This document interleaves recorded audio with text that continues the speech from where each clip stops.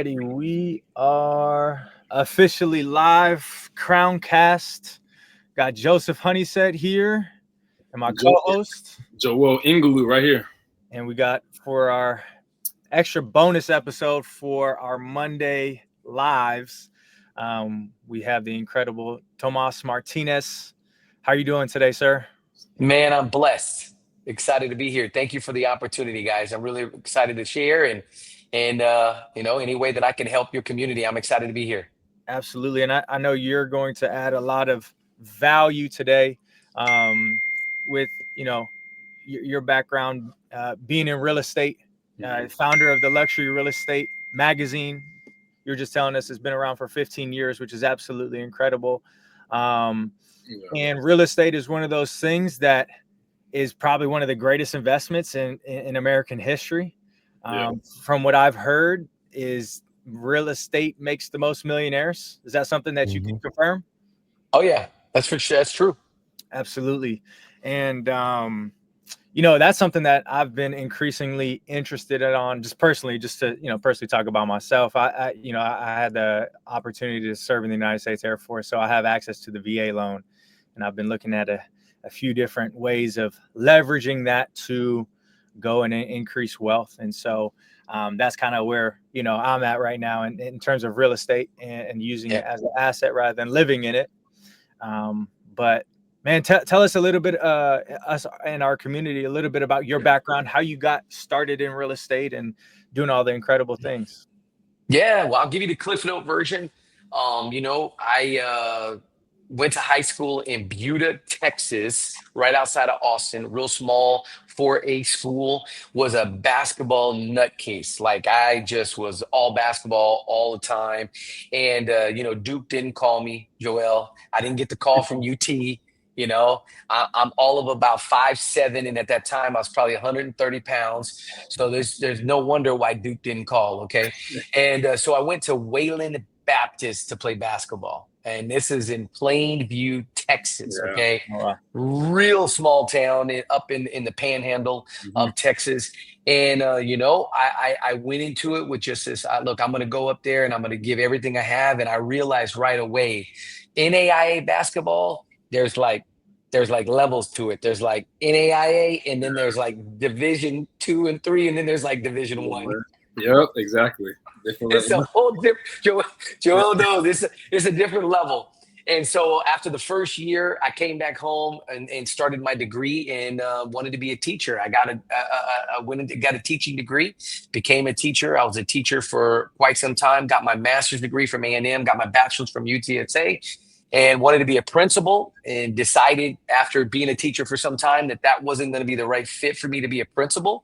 And then all of a sudden along came an opportunity to start Luxury Home Magazine. And my wife and I became realtors in 2009. And 2010, the idea came up for a publication. It's a franchise. We bought the franchise, and I've got a whole experience with that, just going through that idea. And here we are 14 years later. Agents still, I have our license, but we don't practice real estate. What we do is we help agents by helping them grow their business through marketing, advertising, and coaching and training. I'm also a John Maxwell certified coach and trainer. Went through that training, and I've done all kinds of other training from Tony Robbins to Grant Cardone, you name it. I've been through some kind of training, and and that's how I'm here today, and part of what has really obviously made a success is, believer, go to CBC. I'm at a Community Bible Church, and I feel like, God has really put a mission in front of us for my wife and I to not only touch people with luxury, but in the teaching that I do, to be able to pour into people everything that I'm learning from church and from the Bible. And that's kind of a Cliff Note version of how I'm here at this moment with you guys. So thank you for the opportunity. Appreciate it. Nah, that's good, man. It seems like your whole life, man, God was like molding and shaping you through teaching, like empowering others to do so what their calling is. And so like I just see that from your life story. But I guess before you found Christ, like you talk about like that transitioning, because I don't know when that was, but he mentioned when it was the transition. Oh yeah. So I think we all go through. I went through. I'll never forget this, and I sure hope their family is listening. But in middle school, a really good buddy of mine, Ryan Shelton, I spent the night at his house. This was sixth grade.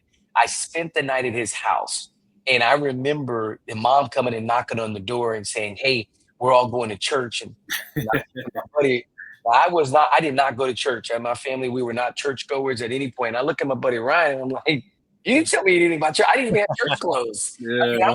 I went in basketball clothes because we had just had a basketball game the night before. And I remember going to church, and it was this really small Baptist church, Hayes Hills. It's still there to this day. Now it's a big church. I mean, back then it was literally a house. It was a house church. And I remember we called ourselves the Back Row Gobblers, and we would sit in the back row and we would sing as loud as possible. And I just remember that vividly because that was the beginning foundation of my belief in the foundations of my friendships. And then that turned into, later, accepting Christ and knowing, in high school, going, to all the different retreats and lock-ins. But, there were some things that I realized is that, I hadn't really, I didn't really understand my faith. I had a very baby faith, if you will, right? Mm-hmm. And so later in college, I met some gentlemen and I started really studying the Bible. And that's really where I made that transition to really turn and start following. That was in my second year of college at UTSA. Gentleman by the name of Rafael Linata, still a dear brother that I hold in high regard, who really helped mold me and help me understand discipleship, help me understand the word in a whole different way. Wow, man. You talk about John Maxwell just now, right? Leadership is influence. And, your friends' parents, right? Like they were just living life normally, right? But Look at how that influenced and planted that seed in you, right? You never know who's watching. Yeah. And that's why it's so important to live up to, I think, the expectations that we have for ourselves, but our potential, right? For sure. And now look at how you're impacting everybody. We were talking about you guys are throwing a summit, a luxury real estate summit here on the 27th of February, right? All those people that are going to that, right? They see the value in what you have to offer, but it comes through that influence. So it's incredible to see how you start and where you're at now, right? How you start is never how you finish. Right. No. Sometimes that's the barrier, right? In life and in business, right? We think, I'm gonna get into this business and I'm gonna grow it, and that's what it's gonna be forever. And it's spider webs into so many different things because there's so many different aspects that we can go and impact from, which is incredible. Yeah, for sure. No, that's amazing. So I guess, so you said Raphael in college pretty much set you up to meet Christ. You got closer, you took it serious. But talk to me in the transition, you meeting your wife and you starting to get into business, or even having the thought process to get into business, because now you're a believer. Yeah. You can't live like the world. You got to follow God's principles, but you also still have to grind. So talk to me about that. Yeah. Well, so one side note to this, and I don't know what demographics your listeners are, but here's what I'll tell people that I think is so vital. Who you marry matters, and who you decide to partner with in life is so critical to your success. As not even just as business. Don't think even business. Just your success as a human being in this life that we have here. So, who you marry matters. I'm a big believer in that. And I met my wife in San Antonio at a quinceañera here like a long time ago. We've been married 25 years. I don't know how long you've been alive, Joseph, but that might be close. You look like you might be 25. Hey, I'll take 25. I'm 31. I'll take that. Oh, y'all look young. I know Joel can't be older than 28. There's no way he's older than 28. 30. Get out of here. 30? Okay, both of y'all are 30.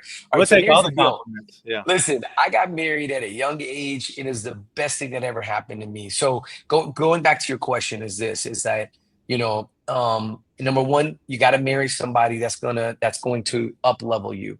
And in order to do that, you got to find somebody that is not just going to tell you what you want to hear. You gotta marry somebody that's going to hold you accountable to what you need to grow and who you need to become.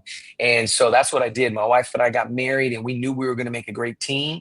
And we were early. We were in the ministry for like not on staff, but we were in the teen ministry. Then we went into the married Bible talks, and we did all of that together, and it was fantastic. And then fast forward, my wife grew up in an entrepreneurial family. I did not. My dad was military. Kind of like you, Joseph. He served for 23 years. My mom, worked in so I had no, in terms of like owning a business, like that was never on my radar. Now for my wife, that was always on her radar. She was always very interested in her family. She came from a bunch of entrepreneurs. And so she always had that in the back of her mind of running a business. That's for me. I was a teacher. Like the last thing I had on my mind was running a business. I'm like, look, I need structure. You tell me where to go. I'm going to show up and I'm going to show out. And so to see if, for even, I'm at my buddy's office right now, who is an entrepreneur through and through. We would joke all the time, and I would tell him, I'd be like, there's no way, Wes, there's no way I'll ever have a business. And here I am almost 15 years later running this business. And so I give a lot of credit to my wife. Obviously, God just setting us up, but also putting me in position to marry the woman that I marry, because she, my wife, Christina, makes me better. And when you have someone that makes you better, let me tell you, you can move mountains. You can do some really, really cool things. Absolutely. I think a lot of times our women look at us when we're not performing to our God-given potential, like Michael Jordan sitting on the bench. Like they know what's inside of us, but we're not putting action into it. And that can be a frustrating place, because as men, we're providers, right? We want to go and provide, but sometimes we want to be safe, and we need that extra push. That's why there's 100%. That's why there's this thing called mentorship. It has the man up in front of it, because sometimes we need it the most. We can let our pride and our ego get in the way. That's true. Yeah, that is true. Very, very true. That's good. That's good for me. I mean, I'm in the process of like looking for that. I'm talking to someone right now, and so we're just figuring everything out. And how do you know if it's the right one? But it's pretty much, that's the answer right there. I want to make you better. That's there for your worst, but also is there to help uplift you and bring you on the journey, not just for your successes. And so, thank you for that encouragement. Yeah. But probably for many others out there. Yeah, I wanted to ask you off of that. Obviously, the Bible talks about, find a Proverbs 31 woman. What is, you saw something in your now wife when you were dating her. We have these things called green flags and red flags, right? Red flags, you want to stay away from those. Those are indicators that, hey, this person is not for me. What are green flags that a single man should be looking for to find a woman that has the characteristics like your wife? Man, I love that, green and red flags. Well, number one, I think this is real important. Before you even look for the green and red flag, I think as men, we have to make sure that we are truly focused on God, and focus on, like, hey, what do you need? What do I need that you see? Not what I see. What do you see that I need? Because if we go based off what we need, God sees differently. Like David, right? Like he sees things way differently. He's not looking at the things that man looks at. He's looking at the things God looks at. So first and foremost, there needs to be this connection of knowing, like, look, number one, I've got to, God, just show me what I need for this relationship. It starts there. And then number two, in terms of green flags that I think that you should really look for is, they're worried about more than something bigger than just themselves. And this is massive, right? Because if their single focus is themselves, then when you get into a relationship, the single focus is going to be themselves. Right. My wife always had an others focus, always. I mean, from the moment that I met her, and that helped me, because that really helped me see. So others focus is a big one. I think the other thing is understanding that you're going to need, and again, this is why you need to ask, and you're going to need to pray and just say, hey, what do I need? Because I knew that I needed someone that was also going to like shine the light to be like, hey, like this is who you are. Sometimes for some men, they that's not what they need. They don't need that, right? And so I needed that so that I could really up level who I needed to be. And some men may like they're all 100%. They're type A. That may not necessarily what you need in your relationship. So I think the other thing too is that this is are y'all both married yet? I'm Married? not yet. No. Okay. Dating relationships. Yes, sir. Okay. So the biggest thing to me is this, man, is that number one, if you are in a green flag is there's harmony from the beginning and there's harmony throughout the dating relationship. If there is discord and it like just throughout the process of dating, that is a red flag. Trust me, trust me, trust me. My wife and I would always say, if couples are having discord and they're having a lot of rocks in the dating process, which should be the honeymoon, trust me. It's the honeymoon period.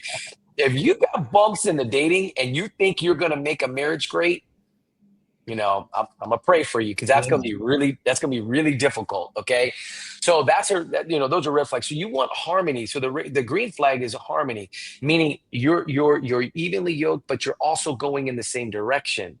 And this is the other thing, you know, when one is more successful than the other, you're both cheering each other on, not hoping that, well, I should be the one that's leading or I should be the one that's winning. You're both in the same race, like we're winning together. You win, I win. I win, you win. So those are big green flags that I would look for. Absolutely, yeah. Team sport. Yeah. Mm-hmm. Yeah, you got me 100%. thinking, man. I'm over here thinking. I'm like, man, I probably should put some notes on me. Well, that's good. You got to record it. That's right. We can play it back. No, that was good.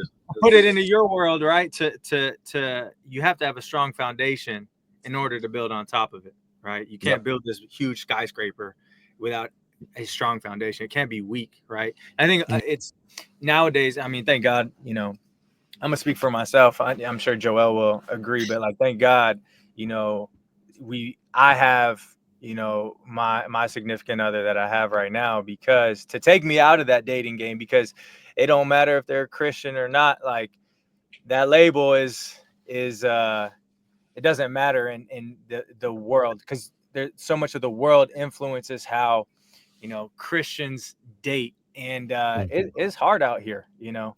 It's hard out here, and I that's why I asked that question, is to give those that are listening, that are looking, to give them that peace to identify what they need, right? Like, it's so important. The word backs exactly what we need too. That's why I referenced Proverbs 31, because it's like, all right, God literally gives us the game and what we should be looking for, right?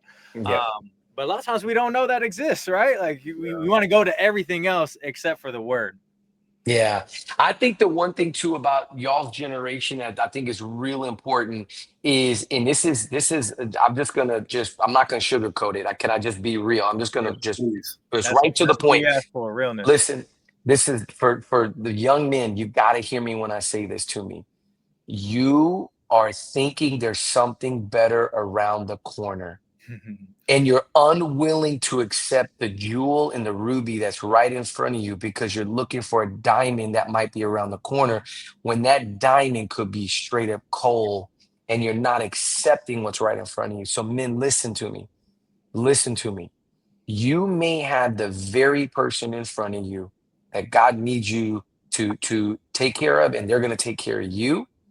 And you've got to pray and accept that this is who is the person for you, and stop thinking this swipe right generation that there might be somebody else. There might be somebody else. There might be somebody else. That's what you have to pray and let go of. Because I'm telling you, you keep swiping right or left or whatever the swipe is. I don't even know anymore. Whatever that swipe is, I'm telling you right now, you're going to put yourself in the proverbial wheel, and you'll never find what you're looking for. Yep. Man. Too many options. Yeah. Too many options. Yeah. I thought you were looking at me, man. Hey, this is live. Listen. Joel, listen, I remember our Yeah, conversation in New York, my yeah, friend. I we did remember. talk a little bit about that, man. We talked about it. I remember our conversation in New York, Man, So, yeah. yeah, So that's good. go Yeah, ahead, Joel. no, that's good, man. It's getting back into business. All right, when you met your wife, you're dating, and you're like, listen, you're already married, right? Now you Yeah. want to start your first like business endeavor. Can you talk about some of those like success and failure moments where you learned before you Oh, started yeah. the magazine?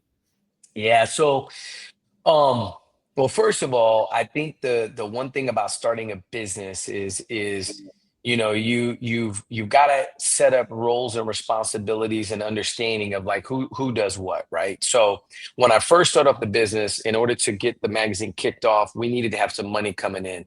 So my wife went and got a job so that we could get some money coming in because we couldn't both go full all in on the publication because we literally wouldn't be able to pay our mortgage at the time, or rent. Actually, we were renting at the time. So, you really you gotta divide and conquer. And now some relationships are built off. There's one entrepreneur, and then there's somebody that's maybe they're not the entrepreneur. They're going to go work. Okay.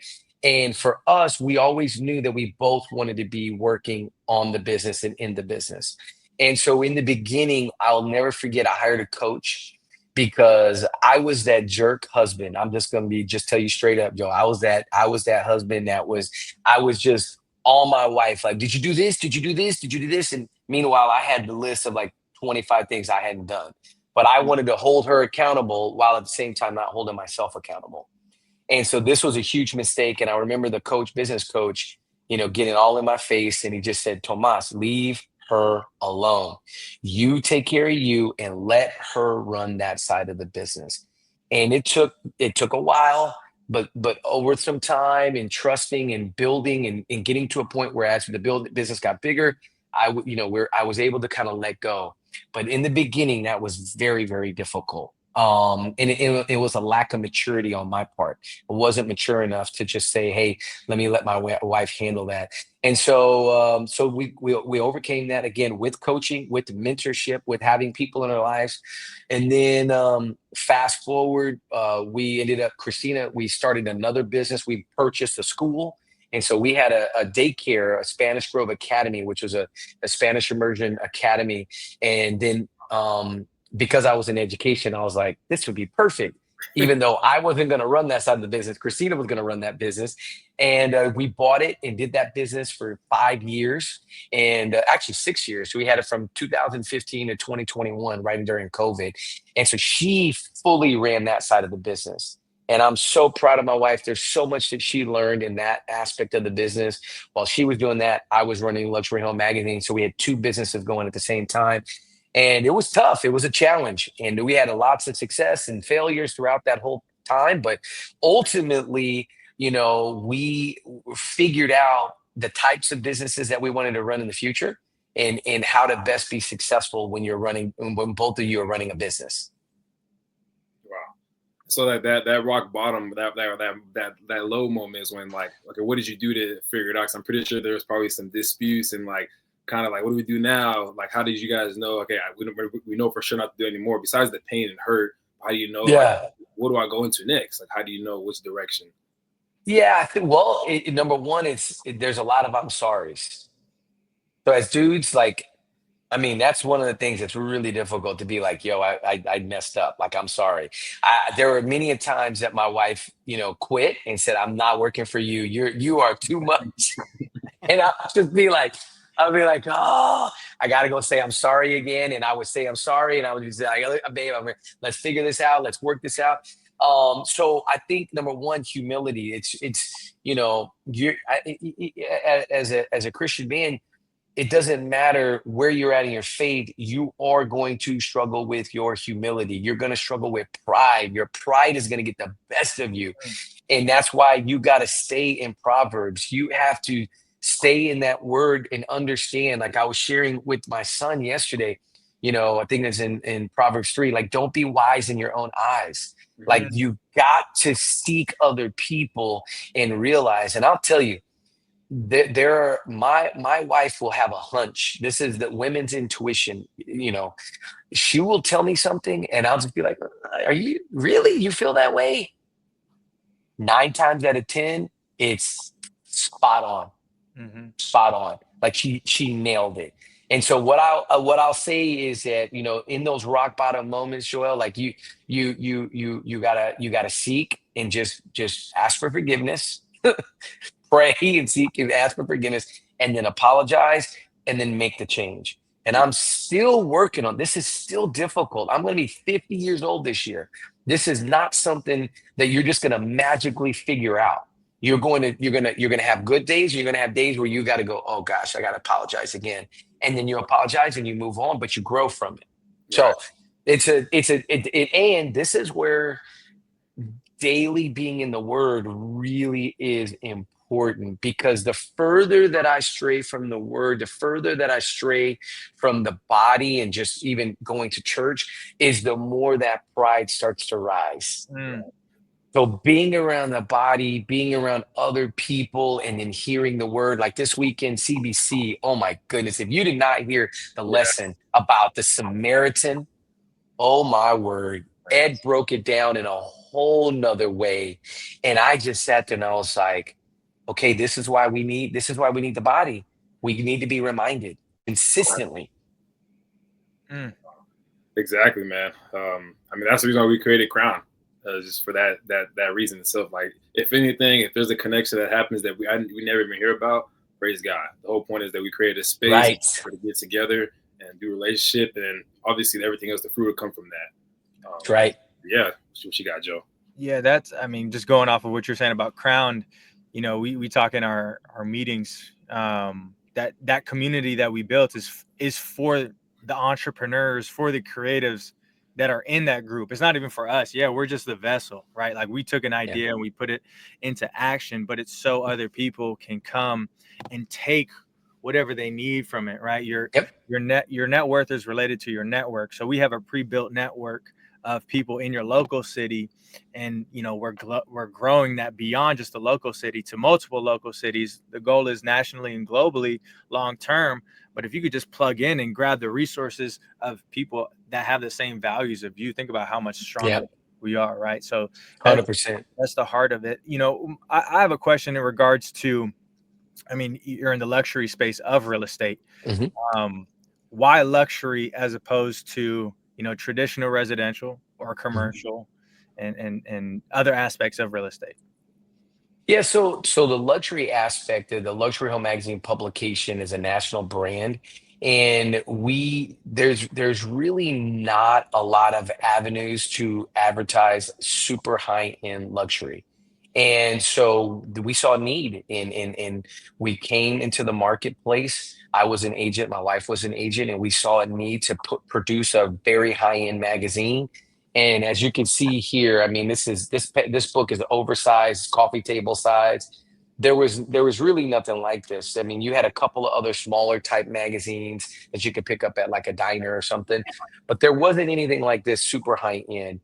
And so the luxury market in San Antonio has grown 600% since I started. Literally, we were selling in 2011 about $77 million homes, and now we're over $650 million homes. Like, the market has just exploded. In Austin in 2011, I bet you Austin was probably around 600. I have a magazine in Austin. That market is now $2,500 million homes plus. So that market has, I don't even know what that number is. It's exponentially grown like crazy. So the luxury space was a market that we saw a need, and it's a space where agents they want to have something that they can touch, and they want to have something that's direct mail. So we actually direct mailed this magazine in San Antonio to 17,000 homes every other month. So 6 times a year, people are getting this in their mailbox, 17,000 people. And then in Austin, I print 20,000, and 16,000 are direct mailed. So the high-end space is a space that was not being serviced, and nationally there was an opportunity. So we said, let's get it here in San Antonio, and here we are, 14 years later. When you were doing real estate as an agent, were you servicing that luxury client, or were you in the, traditional residential clientele? I would probably be more traditional clientele, but we did have luxury. Yeah. But you got to remember too, at that time in 2009, like, you're only talking like 60, 70 homes over $1 million that we're selling. Right. I mean, it was a very small niche. Right. Yeah, it was a real small niche. But my wife now, she was selling custom homes, and so she was very familiar with the luxury space. Yeah. So she was selling homes at that time, that were anywhere from 5 to 600,000, and one of them got close to $1 million. I remember the first time, she was doing a plan for $1 million home, and I mean, at that time, this was 2007, and we were just like couldn't believe it. Like that was what, $1 million house? Somebody's building $1 million house. You get $10 million home now. Yeah, and the crazy part is 3 weeks ago I'm in Austin, and I'm walking through a $20 million house. It's just, the game has changed. It's drastically changed, not just because of inflation, but what they're putting in the houses, the way the houses look, and all the materials. And that house was a 3-story, actually, was it 4 stories? I think it was 4 stories, because it had a basement. So it was a 4-story house with an elevator, 10,000 square feet, overlooking downtown Austin. That's awesome. Bridget Ramey was a realtor for that one. Oh, wow. Yeah. The reason why I ask is if you had done both, I was curious as which clientele is more difficult to service, your typical, 500,000 and below, or your, multi-million-dollar property. Yeah. So I think there is a common, I guess, perception. I don't say misconception, because you don't know what you don't know, right? It's just unconscious incompetence. My idea, right? There's a perception that if I have $1 million buyer, that they're going to be harder to work than a $200,000 buyer. And what's actually interesting is the $1 million buyer is probably going to be a little easier, and here's why: they've purchased multiple houses, they know the game. This $250,000 buyer has never purchased a house, so you're going to be holding their hand through the whole process. Whereas the $1 million buyer, they've been around the block, signed the paperwork. Okay, boom, inspection, boom, boom. Okay, when do we close? Okay, they know the game. They've been there. Right. So the idea is it's kind of like the guy that's showing up. We have a Lamborghini dealership here in San Antonio. Okay, this is crazy, Joseph. Bernie, Texas has the largest Lamborghini dealership in the country. Oh, wow. Really? It's largest. Joel, did you hear what I just said? The largest Lamborghini dealership. Everything's bigger in Texas. Okay. And in fact, I sat down. The gentleman that is the general manager, Doug Cox. He's a general manager there. Doug was telling me that technically, if you count the showroom and the actual service area, it's the largest one in the world. Wow. Really? I pass by there all the time. In Bernie, Texas. Yeah. Okay, so here's the deal. The reason why I say that is what he told me is, he said, listen, there are luxury buyers here that they are unprecedented. We're going to be sharing. I don't want to share it right now because I don't want to steal the thunder of my summit. But the number of Lamborghinis that they sold last year are going to blow people's mind. People are not even going to believe out of Bernie, Texas, how many Lamborghinis just sold. Okay. Wow. Not only that, this year they're on pace to sell even more and break a record for a first year type of dealership in this area. So that's just all that to say is that San Antonio luxury market has increased. Yeah. And then what he told me was also very interesting is that the people walking in, and by the way, if you ever want to go into that Lamborghini dealership, Joel, they are the most friendly, the most come in, take a picture, open up the door.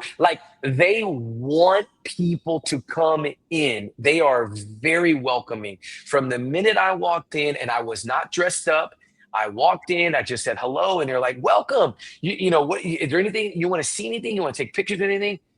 That's the kind of thing that we have here in San Antonio, which is super cool because not all luxury dealerships are like that. Yeah. I got off a little bit on the tangent, but getting to the idea that that the luxury buyer is not a hard, it's usually easier than a 200, 300, just because of experience.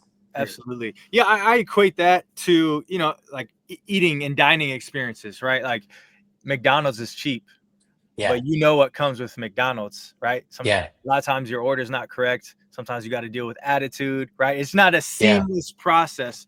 Not to say if you go to a fancier restaurant, there's the potential for that because we're all human beings, but the generality behind it is more seamless. It's a more easy, and it's a experience. Yeah, you know what you're going to experience. Exactly. Yeah. The mindset is there. But a lot of times, like people, and I think this is more of a reflection of how people see themselves, right? Most people don't get into the luxury real estate space, right? Maybe because there's that barrier of like, oh, I can't go and service those clients because I'm not there. Right. Yeah. So there's that, almost like Pareto principle, like 20% of probably real estate agents are in the luxury space and 80% of them are in just, kind of competing for what everybody else goes after.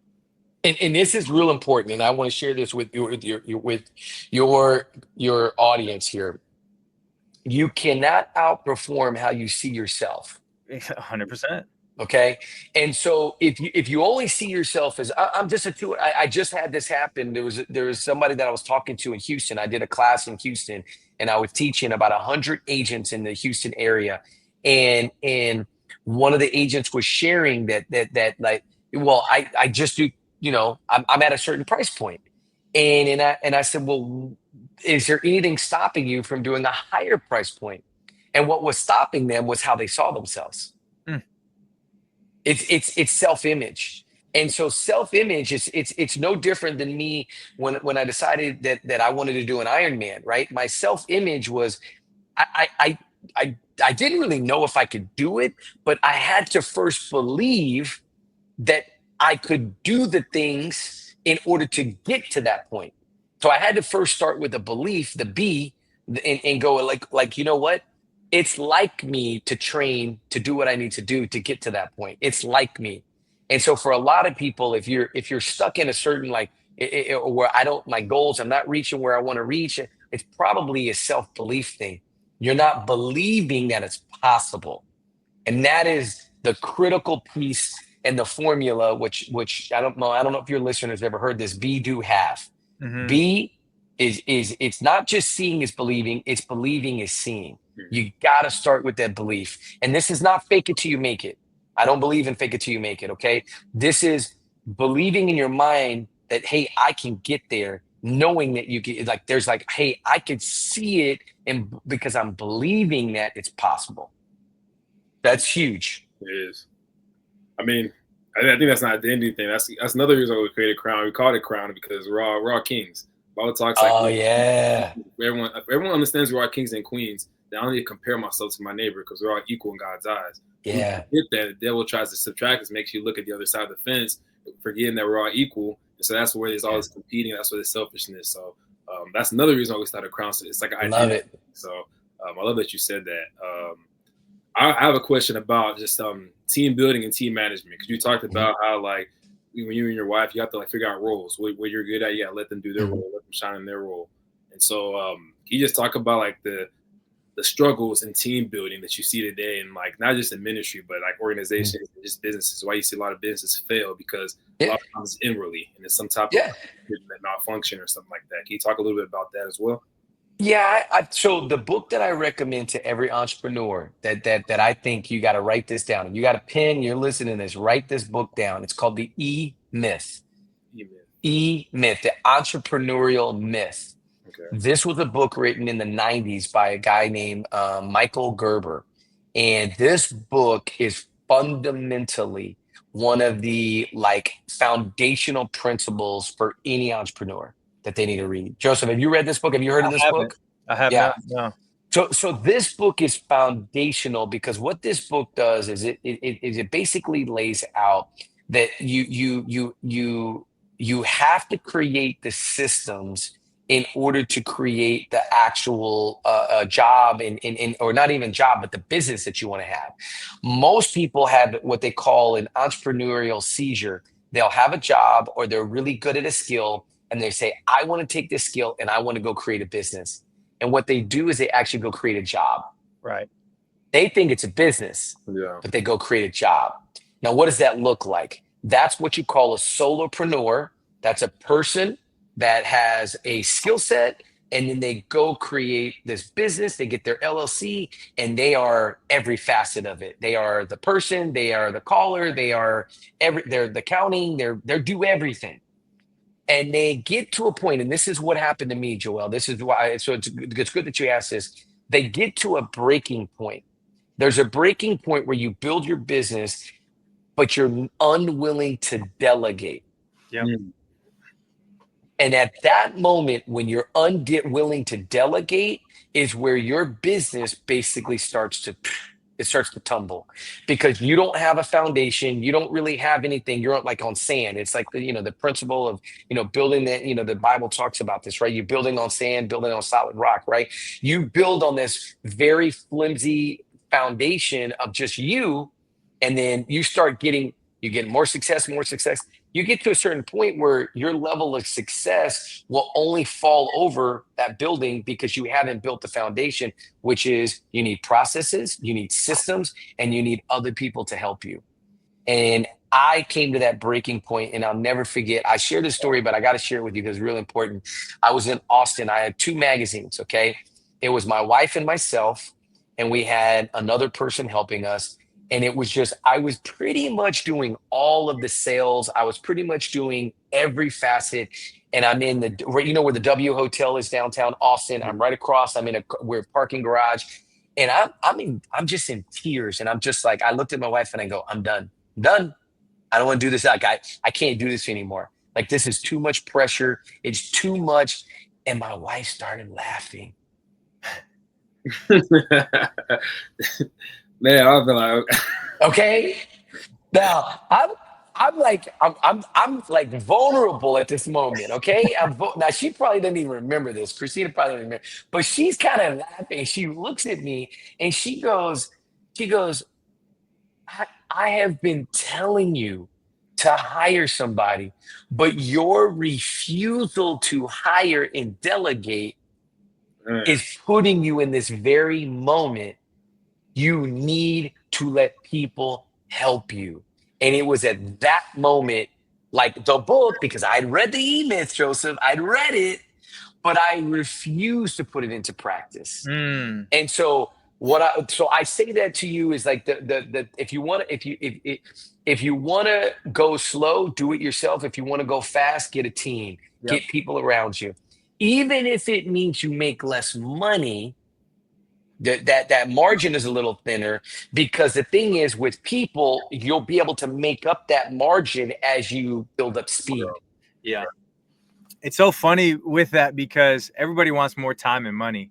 When you leverage systems, you have the ability to create more time and more money for yourself. And, that's John Maxwell talks about what the law of the lid, is it? The law of the lid. Law of the lid, yeah. To where, if your leadership level is at a 7, your organization can't break past that level 7 leadership, right? So it's up to you to implement and provide those systems or lead at a better rate. So it's funny because the whole goal of owning a business, being an entrepreneur, is to make more money and have more time and freedom to do the things that you actually want to do in life. But there's that small business mindset that people go into entrepreneurship with is I have a job, like now your job owns you. Yes, I think to touch on this is real important though, right? Because the real piece to this idea is that, number one, you have to understand that a business is designed to build the life that you want to create, right? The business is designed to give you the life that you want to create. It's a vehicle to give you that lifestyle, right? The business is not for you to have a job. Exactly. People think I have the business, so I have a job. No. You have a business to create the lifestyle that you want to make. Now, for some people, maybe the lifestyle is you just want to have like this business where you do everything. Sure. You just created a job. You don't really technically have a business. Just, keep that in mind, right? But if you want to create a business, then you have to be able to create something to where if you take yourself out of it, it operates. It will operate. Yep. Absolutely. That's good. What are steps, or how can somebody create systems that actually work? Yeah, so well, I mean, it's trial and error. So number one, you've got to admit that you need systems, and then you've got to have SOPs, right? These are standard operating procedures. So you basically like if you follow Gary Vee, he says, document everything, right? Document. And so every facet of your business needs to be documented. This is how we do this. This is how we do this. The standard operating procedures. The more standard operating procedures you have, the more ability for your business to scale, and then you to take somebody and just plug them in. Right. Take somebody, plug them in. And we've recently like completely overhauled everything that we're doing within our company. We've had some people that left, and we hired new people. And every time this happens, it's beautiful. Our training gets better. Our implementation of training gets better. And the people that we have are better because of it, right? We think, oh, I don't want to let anybody go. Don't leave me. Like sometimes it's just, that's probably the best thing. It's the best thing for them to go do what they need to do. It's the best thing to bring somebody fresh in so that they can be trained and trained up in this new way, because now we figured out, okay, that way didn't work as well. So now let's evaluate, let's change, and let's move forward. So so the best way to do the systems is you document all your processes, get everything down on paper, on purpose, and then start finding, okay, hey, this worked, this didn't work. Okay, let's change this. But you got to get it on paper. I love that, because that's actionable, right? That's something that somebody can listen to you and be like, all right, I'm not documenting these things. Let me go ahead and implement that immediately. Yep. And make videos. I'm finding now that I'm teaching something and I go, oh, you know what? I'm going to make a video. Just make a quick video, do a screen share, record the video, make the video, send it to somebody. I did one for my team about like, you know how you do your shortcuts, how you can do a shortcut on the keyboard. I taught my team how to do shortcuts so where you can just type 3 letters and it'll spell out something. Like if you have a website, Joel, that for your group or for, an event coming up, and instead of typing the whole thing, you can literally type 3 letters, it automatically fits it in, and then you just move on. And I did a video, my whole team learned how to do that in like a minute and 30 seconds. Wow. And then they can go back and watch the video. Wow. No, this is good, man. You give me a lot to be nice about relationships, everything, but I'm just like, man, even just talking, I need to get back to just taking more notes on everything. That's what. Okay, so let me. If you allow me, let me just tell you about this right here. This right here for you young men, and your young ladies that are listening to this. I am a journaler. Okay, I have over 50 of these in my house. I've been journaling for 24 years. Writing in journals like this. Okay. This is one of the single greatest things that has revolutionized my awareness, my life. It has given me clarity when I needed it. I do my Bible readings in here. I do my, my quiet times. I do my work. My wife and I were at the JW today, just going through all of our different notes about ticket sales and everything. I mean, when I say I do everything in here, this is for my my next big. Where is it at? Here we go. So this is all my notes for the next issue. Here are all my renewals. These are all my prospects. This is everything that I've got going. I have everything in one journal. And then I create a table of contents, because you're like, well, how am I going to ever find these notes? Well, my journals are page numbered. Everything is page numbered. So at the beginning of my journal, I'll open up and I'll have the first couple of pages for a table of contents. So I'll write what happened on the day. You can see I need to fill this in. I just started. This is a brand new journal. I'll write what happened on there, and I put the page number, page number. Now I have a table of contents for all my notes for everything written inside my journal. And by the way, I have a video for this.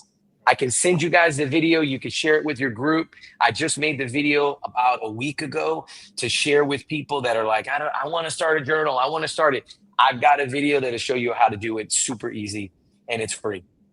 That's awesome, man. Yeah, we would definitely love to have that. We have a private Facebook group, and you know, I think that would be a great place to post that, to share that. Yeah, because for sure. Boom. I'll send it to you, and you can share it.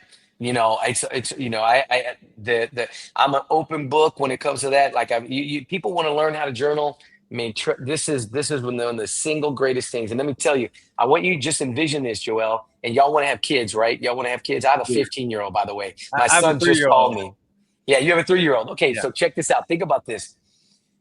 My son was during COVID. We were in my office one day, and my son saw me writing, and I was writing. He's like, "Dad, why are you writing so many? Why are you writing so much in there?" He's like 9 or 10 years old. I said, "Let me tell you why." I went and grabbed a journal from the day he was born. Wow. And I got the journal and I started reading, and I'm just like, I'm crying, he's crying, and I'm literally reading what was happening days before, days of my journal writing of my son being born. Think about this. There are thoughts that you're having right now, things that are just like ideas that you're having. If you don't write it down, they're lost. And let me tell you, I've tried the digital thing because I know your audience is going to go, well, I know it digital. It's so much easier. Listen to me. Pen and paper is so different. There's something powerful about it. There's something different, kinetic, spiritual. There's something way different.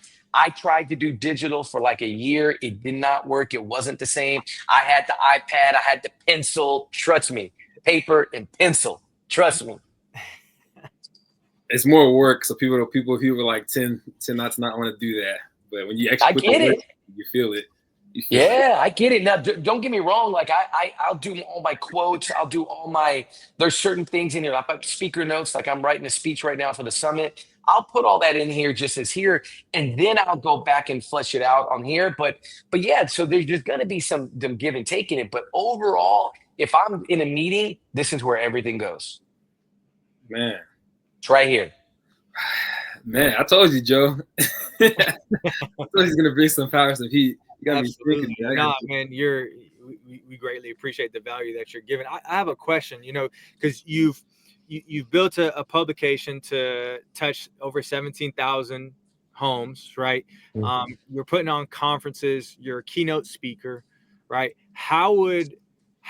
What's the steps and advice you give somebody that's wanting to create a community and be a key person of influence in their niche, right? Your niche is luxury homes, right? Mm-hmm. And serving that market.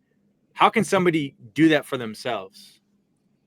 So great question. I think number one, this is I learned this from John Maxwell. And I got to go see him 4 times. I've been to the John Maxwell training 4 times. And I'll never forget the first time because I was so fired up, man. I can't even tell you. And I got to go to the Q&A with John Maxwell. This was a 2.5-hour Q&A. And it was just people would stand up, question. There was about 100 people in the room. And I remember sitting there and John Maxwell, he said, I only speak about things I know. But number one, you need to figure out what it is you know and what it is you believe, and that's what you talk about. If it's outside of that realm, I don't talk about it. I've been asked to speak. I've been asked to, hey, will you do this? Hey, will you do that? And I don't speak about that. That's not in my wheelhouse. So number one is determine how you want to serve people and how you've been gifted to serve people, right? So that's the first and foremost. And then secondly, once you know what that gifting and how you could serve, number 2 is go do it for free. Some people want to get paid from the beginning. And what I'll say to that is, I've learned more by speaking and speaking consistently. I can't even tell you how many times, because before I became Luxury Magazine publisher and speaker, I was an educational consultant traveling and speaking. I worked for a company called 40 Farrier. Jason 40 hired me, and I traveled teaching teachers for years, right? So, and I got paid for that. But then when I came into this real estate world with Luxury Home Magazine, nobody knew who I was. How am I gonna add value to people? I can't walk into a room and go, advertise, advertise, advertise. I had to walk in the room and go, hey, I can help you grow your business. I can help you with social media. I can help you with LinkedIn. I can help you understand the principles of marketing. I can help you understand self-image and how to grow. I can help you get more listings. And then they were like, but what about the magazine? Can you help with that? I can. You see, so I came adding value. So, and this is John Maxwell. If I cannot add value, then that's not my group. I can't come to you and help you. So you've got to be able to add value. Most people start from a place of, I want to be heard and I want people to hear me talk. That's not adding value to anybody. Right? I learned a long time ago from John Maxwell that if I'm going to speak, I want to look at everybody in the eye. I want to go shake hands and I want to figure out, how can I add value? If I cannot add value, then that's not the right speaking engagement for me. That's not the right place for me. So what is your gifting? Where can you go give that gifting and where can you add that value? Those are the steps. And then do it for free and do it a lot and be willing to pour into people for free and do it a lot, you know? And I can't tell you how many free speaking engagements I've done. I've done a lot. I've done a lot of free speaking engagements. And then there comes a point where there's that tipping point where and then you say, hey, I charge X, I charge Y, you know? So to answer that question, and I know it's a long route, you've got to find what you're gifted in, how you can add value to people, what it is, what your focus is, and how you want to add value to people. And then go all in, do it for free so you learn. Do it for free so that you learn, and then you build your skill set, and your skill set starts to build. Yeah, I agree.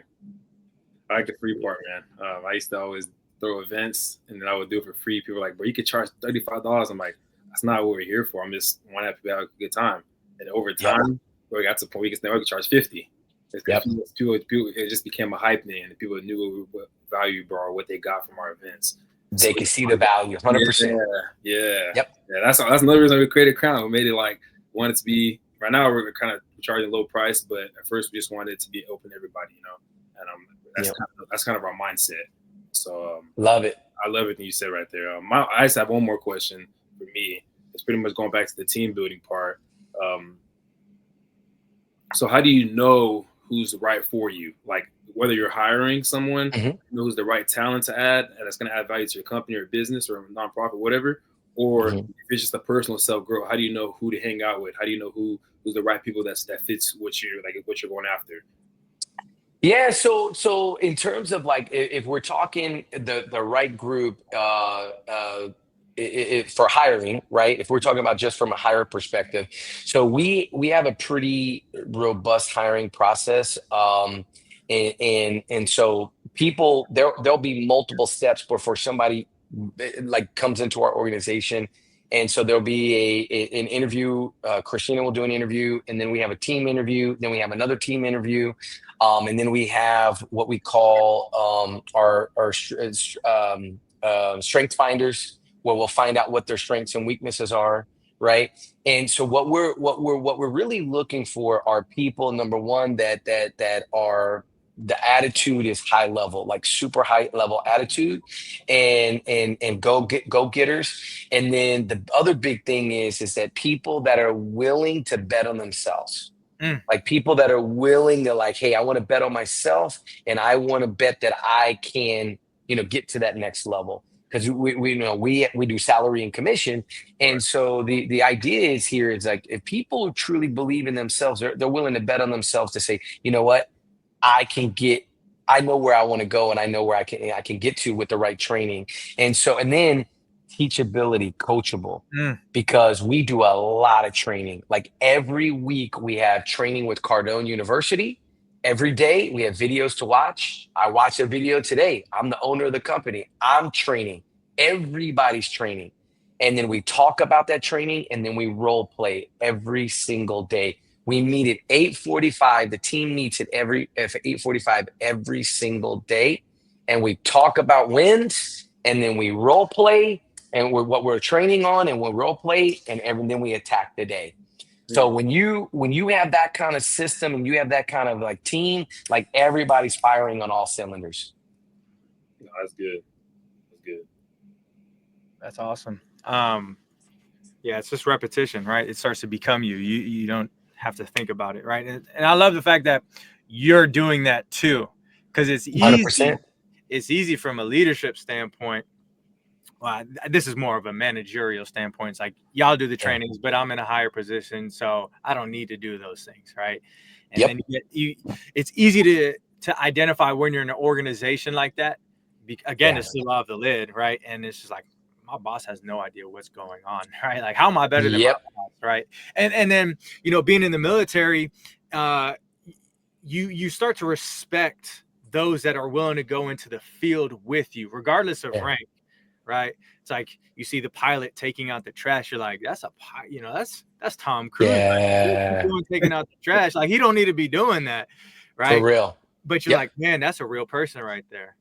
Like, so that shout out to you for doing that, because that shows your character, that shows your teachability, and that just shows the influences that have been put upon you. So I'm sure your employees and your team members are blessed to have you. My last question is in regards to more so resources. We were talking about books before. I'm a big reader, love reading, love learning. What are the books that have impacted you in terms of being a leader, being an entrepreneur?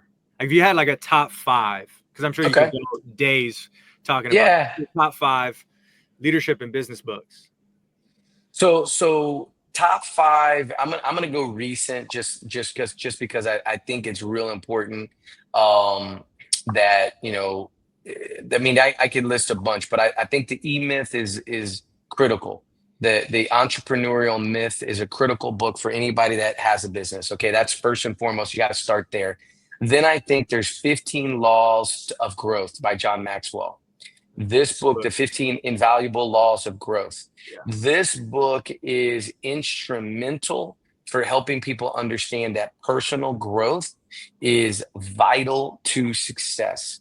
And if this is part of the team thing, right? Joel, is like, if people don't understand personal growth, if they don't understand that concept, then they won't go well on our team, because guess what? Every month, our team reads a book. And every month, everybody's required to read the book. By the way, we buy them the book.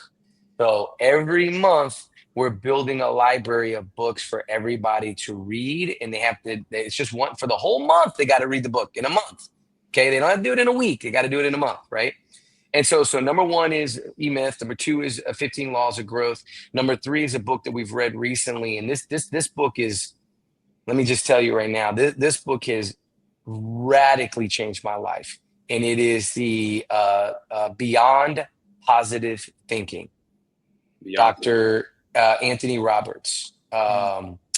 This book, we just read this as a team, and it is groundbreaking. Okay, absolutely groundbreaking. It really helps you understand the whole concept of self-image and how we can't outperform our self-image, how we see ourselves. Okay. To round it out, I think, if we're talking just just high level entrepreneur, or not even high level, but just something recently that I was challenged to read by Grant Cardone. And it was really, I'm glad I did. It's Elon Musk's book by Walter Isaacson. You want to get into the mind of a billionaire genius. That book, it's powerful. What's it called? Powerful. It's Elon Musk. It's just it's an biography. Walter Isaacson, who also wrote Steve Jobs' book. Walter Isaacson is kind of the iconic of our day, a writer of autobiographies and biographies. And that book is fascinating. Really, really good, a good book. And then last but not least, I recently had the experience of going on the Ritz-Carlton ship for a cruise. And it's honestly, it's not a cruise, it's a yacht. This is Ritz-Carlton yachting. Okay. There's only 349 people on this cruise. Okay. This ship is small, it's beautiful, it's gorgeous. And we read the book by Horst Schultz called Excellence Wins. And this book is single-handedly one of those books that I give. If you want to understand how to treat a customer and how to treat customers at a really, really high level, you have to read Excellence Wins. Regardless if you're in luxury, doesn't matter. Doesn't matter. If you're at any level of taking care of clients, Excellence Wins is an hands down a fantastic read.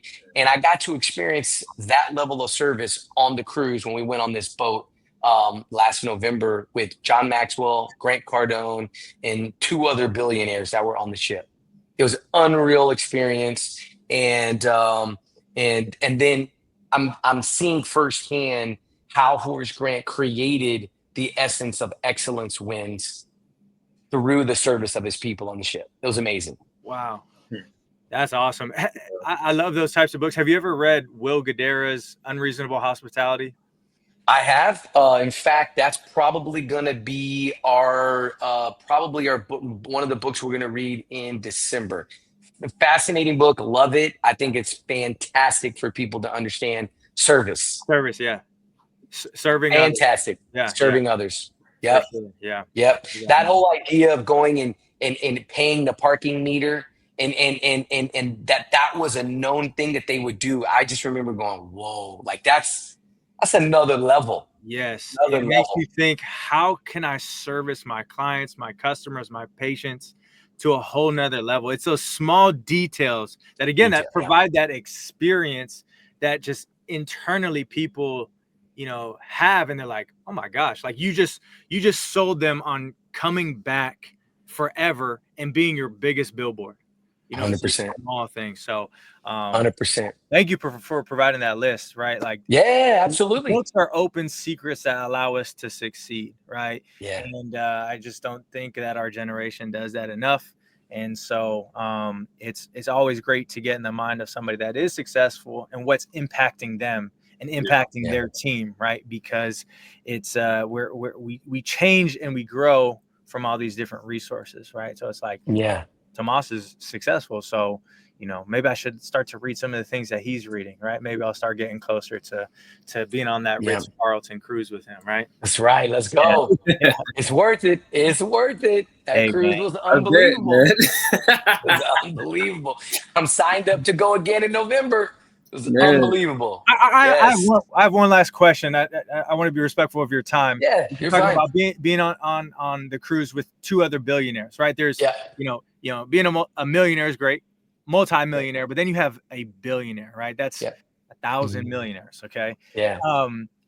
What's the level of approach, intentionality that they have compared to somebody that's experienced 1M?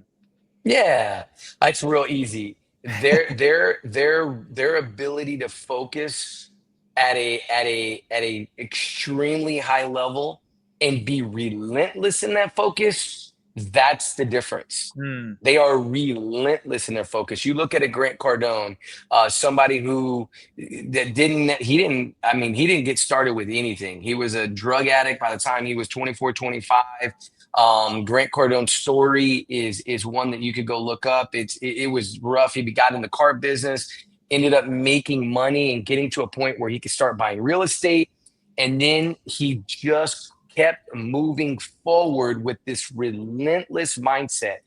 You look at the other Bob Dugard, I think it's Bob Duggan. Bob Duggan, he was another billionaire. He was a cookies. He did some kind of cookie and just relentless focus. He was in biotech and then he got into the cookie business. Then there was another gentleman, Glenn. I can't remember his last name. He was on Undercover Billionaire. He was on the ship. Every facet of everybody, whether it's you look at all the billionaires, whether it's Mark Cuban, whether it's Elon Musk, or all these guys, Bill Gates, relentless focus on really pouring into adding value and then solving problems on a massive level. Massive problem solving, but relentless focus on solving big problems. That's where these guys get and have the opportunity to scale and get to those extra commas. I mean, that otherwise it doesn't happen. You don't get there without that. You've got to have a relentless focus, and this is something that I think for a lot of people that I'm realizing is that you can't attract towards you what you don't think you're worthy of. Let me say this again. Come on. You can't attract towards you what you don't think you're worthy of. And people in this space, they're so relentless in their focus that they're attracting the whole world toward them and making the world bend almost to what they're wanting. You know what I mean? Like it's a different mindset. Yeah. And so, yeah, I'm learning, to understand that as like we think about the God that we serve, and we think about, the power of what that means, right? The power of the faith that we have, that the Son of God was raised from the dead. And then we sometimes get stuck on the idea was like, well, should I call this person? They may hang up on me. And I'm like, what? Like we got a whole different power of the Holy Spirit that's so powerful that we have to see. That's that self-image. We have to see beyond and see whose we are. Come on. Not just who am I? No, who do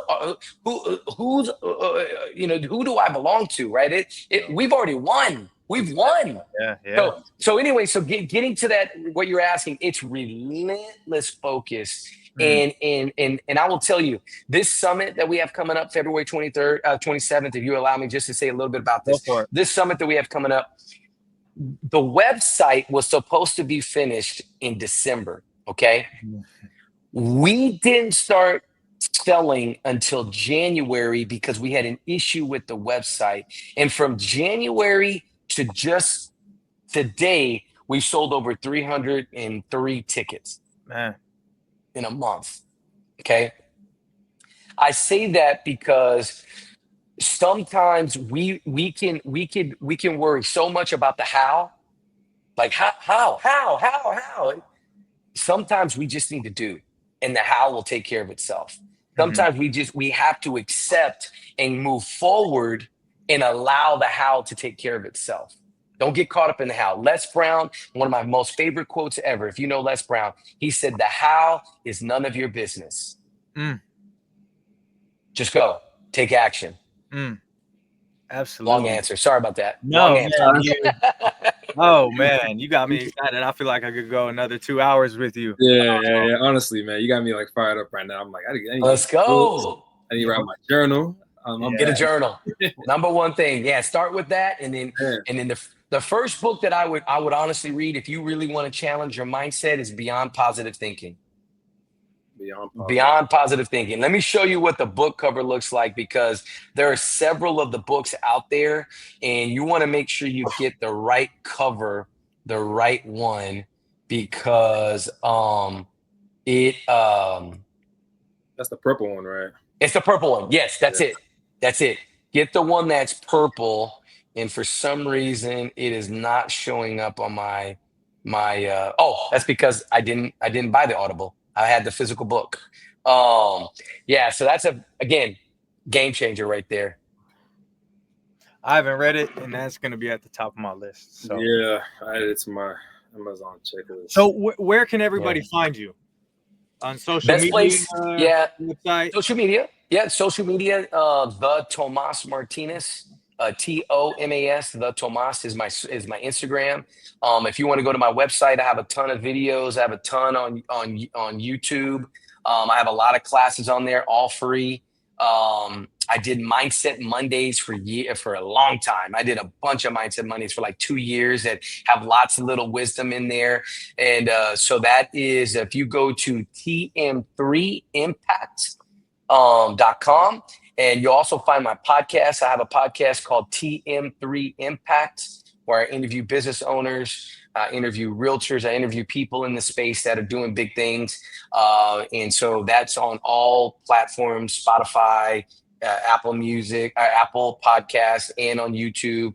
It's TM3 Impact. Awesome. Yeah. And everybody go reach out, follow. Yeah, we're gonna have to have some offline conversations, man, because this was Let's great. do it. Yeah, let's do it. I'm a speaker. I'm a coach. I do coaching. So if there's somebody out there that is wanting some entrepreneurial coaching, and they're wanting, to the next steps, like, hey, I just had one of my coaching students just call me right before this call to talk about some things and get set up for our next meeting. So if there's ways that I can help, I'd love to help. I'd love to pour in and talk through some of those things. So thank you, Joel. I really appreciate this opportunity. I don't take it lightly. And I know that, this is a big opportunity for myself. And I hope that, Joseph, thank you. Hope that I was able to pour some value into your group here. So thank you. Big time. We look at it as, you're giving us an opportunity, right? Like time is the one thing you can't get back. And so again, we don't take that lightly, and we're very grateful for you giving your time, Yes, sir. How we always end the podcast is with a prayer. Oh, I love it. And typically our guests are the ones that like to pray. You don't have to. Let's go. Give that to you. No, brother. I'm praying. Let's go. I'm ready. Let's go. Listen, I'm not. We're not messing around here. Let's go. God, thank you so much for this amazing podcast.